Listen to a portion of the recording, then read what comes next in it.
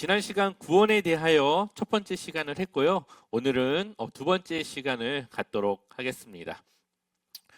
우리가 잠깐, 오늘 내용은 믿음의 결과로 받는 혜택.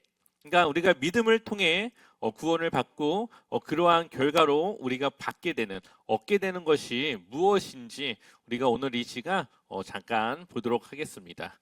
자, 한번 또 OX 퀴즈입니다. 우리가 회개할 때 우리가 애통하며 슬퍼하며 눈물을 흘리면서 회개를 합니다.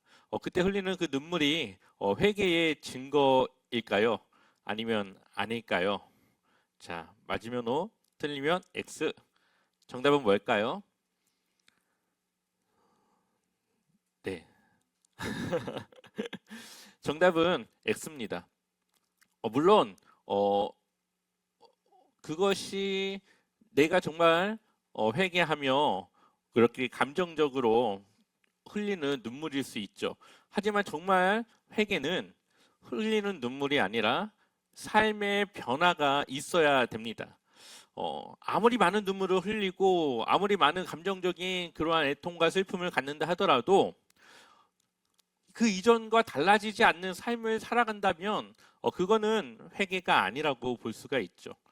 그러한 감정을 떠나 이전의 나의 삶이 잘못되었음을 깨닫고 그것과 다른 삶으로 변화되어져 살아갈 때 우리는 그것을 회개라고 말할 수 있습니다. 그렇기 때문에 이러한 감정은 하나의 그냥 옵션 같은 그냥 그러한 것이지 그것을 회개라 할 수가 없습니다. 자, 회심과 회개의 차이는 무엇일까요? 우리가 회심했다라고도 이야기하고 회개했다라고도 이야기를 하죠. 그렇다면 회심과 회개의 차이는 무엇일까요?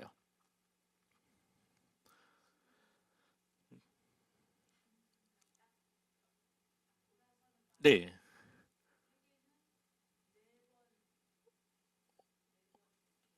네. 오, 너무 정확하게 말씀을 해주셨어요. 우리가 회심은 우리의 하나님과의 관계를 회복하는 단회적인 그러한 사건이라고 볼 수가 있어요. 아마 큰 카테고리 안에서는 다 회개라고 할 수 있지만 그 회개를 조금 더 세분화한다면 우리의 마음이 하나님께로 돌아서는 회심, 그리고 그 회개는 하나님과 함께 살아가기 위해 그 관계를 유지하기 위해 내가 날마다 죄를 멀리하고 하나님을 가까이 하고자 하는 그러한 우리의 죄의 고백, 그것을 회개라고 할 수가 있습니다. 그렇기 때문에 회심은 한 번만 이루어지면 돼요. 내 마음이 세상에서 하나님으로 돌아서서 하나님과의 끊어졌던 관계를 회복하는, 그것은 우리가 한 번만 이루면 되지만 그것을 유지하기 위해서 우리가 연약한 이 육체로 짓는 여러 가지 그 죄들을 이제 매번 회개, 내 삶을 조금씩 변화시키고 바꿔나가는 그러한 작업들은 끊임없이 우리가 해 나가야 되는 것이죠. 바로 이러한 회심과 회개가 있습니다. 우리가 믿음 안에서 받는 혜택이라고 한다면 이전과는 다른 삶, 이전과는 다른 우리의 삶의 변화가 따라온다라고 볼 수가 있습니다. 회심, 한번 우리 같이 읽어볼까요? 로마서 12장 2절 같이 읽어보겠습니다. 너희는 이 세대를 본받지 말고 오직 마음을 새롭게 함으로 변화를 받아 하나님의 선하시고 기뻐하시고 온전하신 뜻이 무엇인지 분별하도록 하라. 아멘. 오직 마음을 새롭게 함으로 뭘 받아요? 변화를 받아.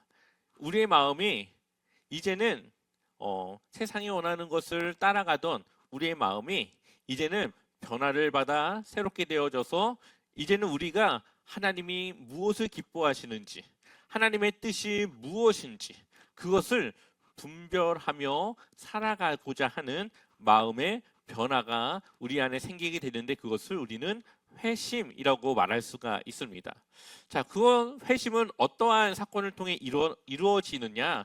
갈라디아서 2장 20절 말씀도 우리 읽어보겠습니다. 내가 그리스도와 함께 십자가에 못 박혔나니 그런즉 이제는 내가 사는 것이 아니요 오직 내 안에 그리스도께서 사시는 것이라. 이제 내가 육체 가운데 사는 것은 나를 사랑하사 나를 위하여 자기 자신을 버리신 하나님의 아들을 믿는 믿음 안에서 사는 것이라. 아멘. 그리스도와 함께 우리가 십자가에 어떻게 됐대요? 못 박혔대요. 예수님이 십자가에 못 박혀 죽으셨죠. 우리는 죽진 않았지만 그리스도와 함께 십자가에 못 박히는 그러한 의미가 우리에게 오게 됩니다. 우리가 예수님을 믿는 그 순간 우리가 그리스도와 함께 십자가에 못 박혀서 이전에 나는 죽고 이제 그 안에 오직 예수 그리스도께서 사시는 거예요. 우리는 이것을 거듭남, 새로 태어난다, 우리의 마음이 변화되어져서 다시 새롭게 되어지는 거듭남 혹은 중생이라고 이야기를 합니다. 자, 이제 내 안에 육체 가운데 그리스도께서 내 안에 사셨기 때문에 이제 내 생각, 내 마음, 내가 하고자 하는 많은 것들이 다 예수님의 뜻대로, 예수님의 생각대로, 예수님이 원하시는 그 삶으로 우리는 살아가게 되어지죠. 이것이 바로 우리의 마음이 변화된 이후에 우리가 갖게 될 우리의 믿음의 삶의 모습입니다. 그래서 하나님의 아들을 믿는 믿음 안에서 우리는 살아가게 되죠. 로마서 8장 15절을 보면 너희는 다시 무서워하는 종의 영을 받지 아니하고 양자의 영을 받았으므로 우리가 뭐라고 불러요? 아빠, 아버지라고 부르짖느니라. 아멘. 하나님과 우리는 본성이 틀리죠. 하나님은 우리와 차원이 다른 본성을 가지고 있고 우리는 피조물의 모습을 가지고 있습니다. 그래서 우리가 직접적인 하나님의 자녀가 될 수는 없어요. 그러나 하나님은 우리를 어떻게 삼아주셨대요? 양자로 삼아주셨대요. 하나님의 아들이 될 수 없는데 법적으로 우리를 하나님의 양자, 하나님의 자녀로 삼아주셨습니다. 그래서 우리가 하나님을 뭐라고 부를 수 있어요? 아빠, 아버지. 그래서 하나님 나라는 하나님이 거하시는 처소이고 하나님의 집이기 때문에 아버지가 되시는 우리 하나님의 자녀가 되는 우리는 그 하나님 나라가 이제 우리의 집이 되어질 수 있는 것이죠. 그것을 우리가 허락받게 되는 겁니다. 그래서 양자의 영으로 하나님께서 우리 안에 주신 그 성령의 그 인치심을 통해 우리는 하나님의 자녀가 되고 하나님을 우리의 아버지, 우리는 하나님의 자녀가 될 수 있는 겁니다. 이것이 바로 믿음으로 받는 우리의 변화, 우리의 삶에 그러한 하나님이 주시는 그러한 혜택이라고 볼 수가 있습니다. 회개는 바로 요한일서 1장 9절에 나와 있죠. 한번 같이 읽어보겠습니다. 만일 우리가 우리 죄를 자백하면 그는 미쁘시고 의로우사 우리 죄를 사하시며 우리를 모든 불의에서 깨끗하게 하실 것이요. 아멘. 우리가 하나님의 자녀가 되었고 우리가 하나님을 믿는 믿음 안에 살아가지만 우리는 여전히 완전한 육체를 가지지 못했고 아직 하나님의 그 구원을 이루지 못했기 때문에 이미 승리했지만 남은 그 싸움 속에서 우리는 넘어지기도 하고 우리는 죄를 지을 수 있어요. 하나님은 그것을 몰랐을까요? 아셨겠죠. 그러니까 요한일서 1장 9절을 통해 그러한 죄에 대한 회개, 그러한 죄를 우리가 해결할 수 있는 방법을 주셨고 우리는 매일 우리의 그 죄를 고백함을 통해 회개함을 통해 하나님과의 관계를 유지하고 늘 하나님 안에 살아갈 수 있게 그렇게 하나님께서 우리에게 은혜를 주셨습니다.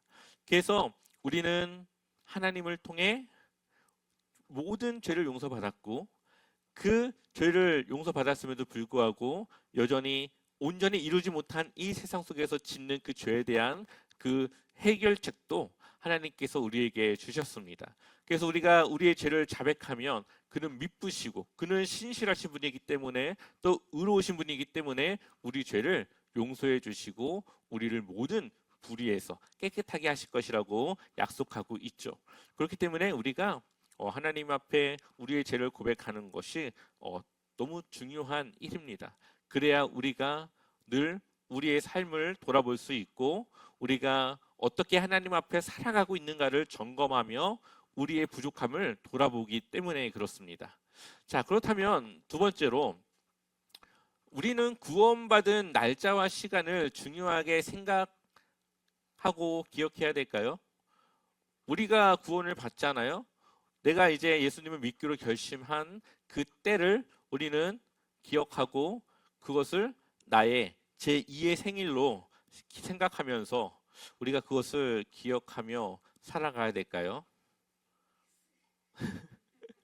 네, 아무리 봐도 좀 이상하죠. 네, X입니다. 이것은 구원파의 교리예요. 구원파는 구원받은 그 날을 아주 중요하게 생각합니다. 그래서 날짜와 시간까지 기억을 해요. 그래서 그것을 제2의 생일로 생각을 하고 그것을 굉장히 중요하게 생각을 합니다. 왜냐하면 그 사람들은 한 번 구원받으면 어떠한 죄를 지어도 구원받는다라고 믿어요. 구원받은 이후에 짓는 죄는 아무 상관이 없다라고 그들은 이야기합니다. 하지만 우리는 그러지 않죠. 물론 하나님께서 우리가 구원받을 수 있도록 인도해 주시고 우리의 이 구원을 책임져 주시지만 그렇다고 우리가 하나님을 떠나 죄를 짓고 살아가는 그 삶이 곧 구원으로 연결되지는 않습니다. 늘 긴장감 속에서 역동성, 하나님과의 관계가 내가 그 손을 놓는 그 순간 끊어질 수 있다라고 하는 그 변화의 역동성을 우리는 기억해야 됩니다. 그래서 구원파는 이렇게 구원을 중요하게 생각하지만 성경은 우리가 그 구원의 때를 알 수 없다고 이야기를 해요. 한번 우리 요한복음 3장 8절 우리 읽어보겠습니다. 바람이 임의로 불매 내가 그 소리는 들어도 어디서 와서 어디로 가는지 알지 못하나니 성령으로 난 사람도 다 그러하니라. 아멘. 성령께서 우리 안에 오셔서 우리를 변화시키시고 우리를 하나님의 자녀로 삼아주시는데 우리가 내가 변화되어져서 하나님을 위해 살아가야 되겠다라고 하고 결심하고 결단하지만 정말 그게 그때 구원이 이루어진 건지 아니면 이미 하나님은 그 전부터 우리의 구원을 이루셔서 작업을 하고 계신 건지 아니면 그 결단을 하지만 결국은 거기 그때 결단만 있었을 뿐이지 이후에 변화되지 않은 모습으로 살아갈지 아무도 알 수 없어요. 그것은 우리가 바람이 부는 건 느껴지지만 어디로 가고 어디로 오고 알 수 없듯이 우리가 구원받았다라는 것을 우리가 고백하고 알 수 있지만 그것이 언제 왔는지 어떻게 왔는지 어떤 상황이 왔는지 정확하게 우린 그건 알 수 없습니다. 그래서 성령으로 난 사람도 다 그러하니라. 성령께서 하시는 그 일에 대해서 우리가 정확하게 알 수 없다. 그러나 우리는 내가 하나님의 자녀가 되었음을 우리의 삶의 변화를 통해 나의 생각과 가치관의 변화를 통해 우리는 알 수가 있는 것이죠. 그렇기 때문에 우리는 정확한 구원의 때를 알 수 없기 때문에 사실 뭐 며칠 몇 시에 내가 구원받았다 이야기를 해도 그것이 뭐 맞지도 않아요. 그렇기 때문에 그것은 그렇게 중요한 것은 아닙니다. 내가 받은 구원을 지키고 그것을 내가 이루며 살아가는 게 중요한 것이죠. 자, 구원의 혜택. 그럼 구원받은 이 우리에게 주어지는 혜택은 무엇이 있을까요? 성경에서는 몇 가지로 우리에게 이야기를 합니다. 첫 번째로는 이신칭의, 우리를 칭의합니다. 칭이라고 하는 것은 우리를 믿음으로 의롭다라고 칭하는 거예요. 혹은 의롭다라고 인정하는 거예요. 이것을 justification이라고 하는 영어를 쓰는데 이것은 그렇게 정하다, 정하게 되다, 뭐 약간 그런 뜻을 가지고 있습니다. 그래서 어, 사형수가 재판장에게 사형의 선고를 받고 이제 어, 죄인으로 사형의 날을 기다리고 있는데 갑자기 재판장이 그 사람에게 무죄를 선고하면서 그 사람을 용서해 주는 그것을 의미한다라고 볼 수가 있어요. 하나님을 모르고 살아가는 많은 사람들은 이미 심판을 받았고 심판이 예정되어져 있습니다. 그런데 예수님을 믿는 순간 예수님을 통해 우리는 무죄를 선고받고 그 심판을 피해갈 수 있게 되는 거예요. 그것이 바로 우리가 구원의 혜택, 믿음으로 받는 그러한 하나님의 은혜라고 볼 수가 있습니다. 어떻게 우리가 의롭다고 칭할 수가 있느냐? 우리가 무슨 옷을 입었기 때문에요? 그리스도로 옷 입었기 때문에. 그 말은 우리는 여전히 죄인이고 우리는 여전히 죄 가운데 살아갈 수밖에 없는 사람들이지만 우리를 그리스도의 그 거룩함으로 덮어졌기 때문에 하나님은 그 예수 그리스도의 그 옷을 보고 우리를 의롭다 칭하는 거예요. 그러니까 우리가 의로워서 의롭다 칭하는 것이 아니라 예수 그리스도가 우리의 이 더러움을 덮고 있기 때문에 우리는 의롭다 칭함 받을 수 있는 겁니다. 만약에 옷이 막 더러워졌어요. 근데 이 옷 위에 아주 깨끗한 옷을 입고 있어요. 그러면 사람들이 볼 때 저 사람의 옷은 어때요? 깨끗해 보이겠죠. 근데 그 안은 어떻습니까? 더럽죠. 마찬가지로 우리는 세상 사람들과 어떻게 보면은 큰 차이가 없어요. 살아가는 걸 보면 똑같이 죄를 짓고 연약하고 조금은 우리가 다른 생각을 하고 살아갈 수 있겠지만 사실 큰 차이가 보이지 않습니다. 그런데 차이가 있다면 우리는 내가 죄인인 것을 내가 인정하고 그것을 하나님 앞에 나아가 해결받았다라는 거예요. 그래서 우리는 의로워진 죄인이라고 이야기를 합니다. 우리는 죄인이긴 죄인인데 하나님으로부터 의로움을 받은, 의롭다 칭함받은 그러한 죄인. 그래서 우리는 당당한 죄인이에요. 그 죄가 우리에게 부끄러움을 주거나 죄책감을 주지 않습니다. 왜냐 우리는 하나님으로부터 이미 그 죄에 대한 무죄, 죄에 대해 의롭다라는 그러한 판결을 받았기 때문에 그렇습니다.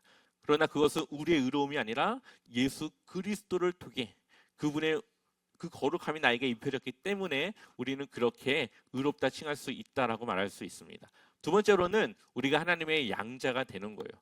아까 말했다시피 본성적으로는 우리는 하나님의 자녀가 될 수 없습니다. 그러나 법적으로 하나님의 양자가 됩니다. 그래서 하나님의 아들이신 예수 그리스도께서 누리는 그 영광과 특권을 우리도 누릴 수 있어요.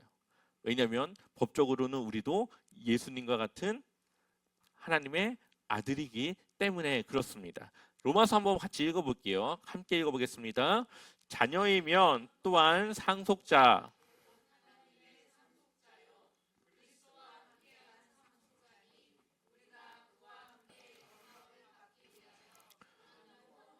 받아야 할 것이니라. 아멘. 그러나 우리가 그 영광을 받기 위해서 함께 해야 될 것이 뭐라고 말하고 있습니까? 고난이라고 말하고 있죠. 예수님의 그 영광은 그냥 주어진 것이 아니라 그분께서 십자가를 지셨기 때문에 하나님께서 주신 영광이에요. 마찬가지로 우리가 하나님의 자녀로서 예수님과 같은 그런 영광을 누리지만 예수님과 같이 십자가를 통과하여야만 우리가 예수님과 같이 십자가를 감당해야만 우리가 그 영광을 하나님으로부터 받을 수 있다라는 거예요. 그 영광이 세상적인 건 아니겠지만 하나님으로부터 받는 그러한 영광은 결코 반드시 그 십자가를 우리가 지나야만 십자가를 감당해내야만 해야 된다는 거죠. 거기에는 고난이 있지만 그 고난을 지난 이후에는 하나님이 주시는 그러한 영광이 있다는 것을 우리가 기억하여서 우리가 그러한 십자가를 두려워하지 않고 내가 져야 될, 내가 가져 가야 할 그 십자가를 두려워하지 않고 우리는 그것을 져야 됨을 우리는 기억해야 됩니다. 각자의 십자가는 다 다를 거예요. 상황이 다르고 모든 그 영역이 다 다르기 때문에. 그러나 내가 예수님을 믿는데 그것을 어렵게 하는 것, 내가 예수님을 믿는데 그것을 방해하는 무언가를 나는 이겨내고 그것을 딛고 그 십자가를 지고 예수님을 따라야 한다라는 것을 의미하고 있습니다.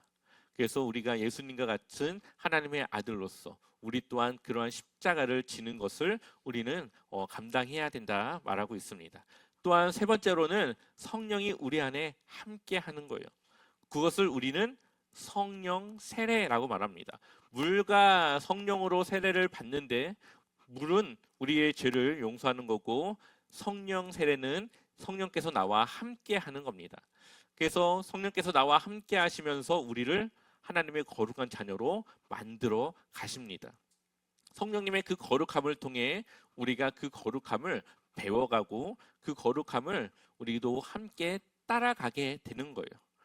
그래서 우리 안에는 두 가지 마음이 싸울 수밖에 없어요. 하나는 우리 육신의 생각, 하나는 성령의 생각. 육신의 생각은 이 세상에서 내가 누릴 수 있는 즐거움과 쾌락과 이 세상이 나에게 무언가 줄 수 있는 그러한 가치관이라던가 그러한 것들에 대한 것들이에요.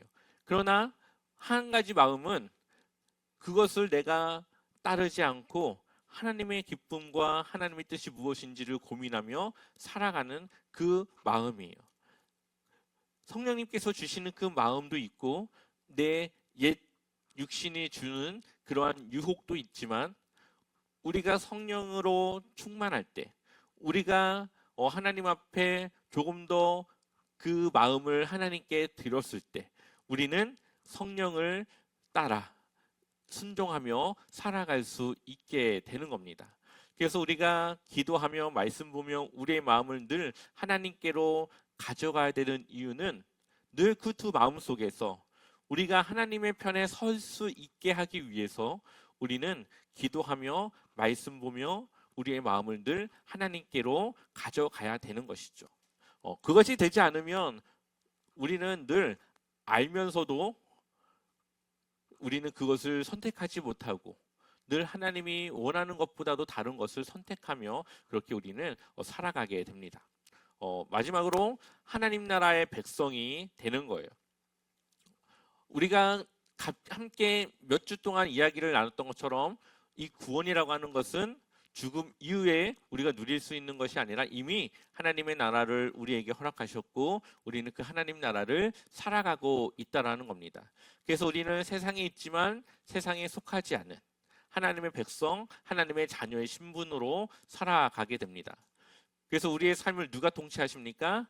하나님이 통치하시고 하나님이 책임져 주시는 거예요.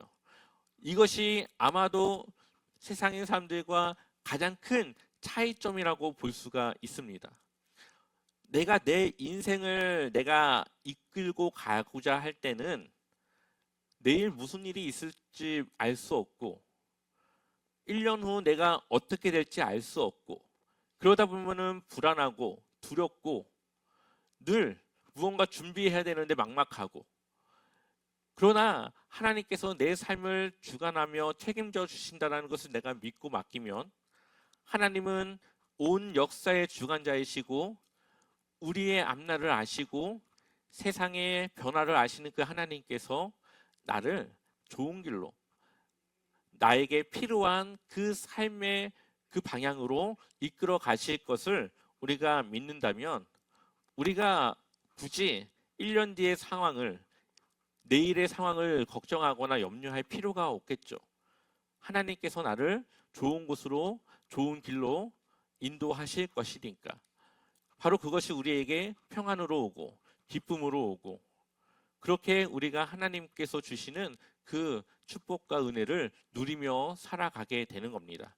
그래서 하나님께서 사랑하시는 자에게는 잠을 주신다고 하는 것이 바로 내일에 대한 염려가 나에게 없기 때문에 내가 그러한 평안함 속에 우리의 휴식을 취할 수 있다라는 것을 잠언의 말씀에서도 우리에게 말하고 있습니다. 우리 한번 같이 읽고 마치도록 하겠습니다. 함께 읽겠습니다. 그러나 우리의 시민권은 하늘에 있는지라 거기로부터 구원하는 자 곧 주 예수 그리스도를 기다리노니 아멘.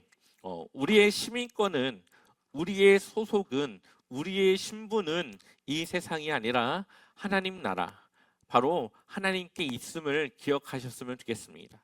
그래서 우리의 왕은 바로 하나님이시고 그 하나님은 우리의 왕으로서 그분의 백성들을 가장 안전하게, 가장 평안하게, 가장 좋은 곳으로, 좋은 모습으로 살아가길 원하시는 그러한 왕이시며 우리를 그렇게 인도하시고 통치하시고 다스리시는 분이라는 것을 기억하셨으면 좋겠습니다. 그렇게 정말 기억하고 그것을 믿는다면 여러분들의 삶에 정말로 근심이 없고 염려가 없고 근심이 있고 염려가 있다 하더라도 그것을 해결해 주실 그 하나님을 기억하며 이겨낼 수 있는 그 힘이 여러분들에게 있게 될 것입니다. 그렇게 우리가 또 한 주간 승리하고 여러분들의 삶에 그러한 하나님의 은혜가 넘치길 소망합니다.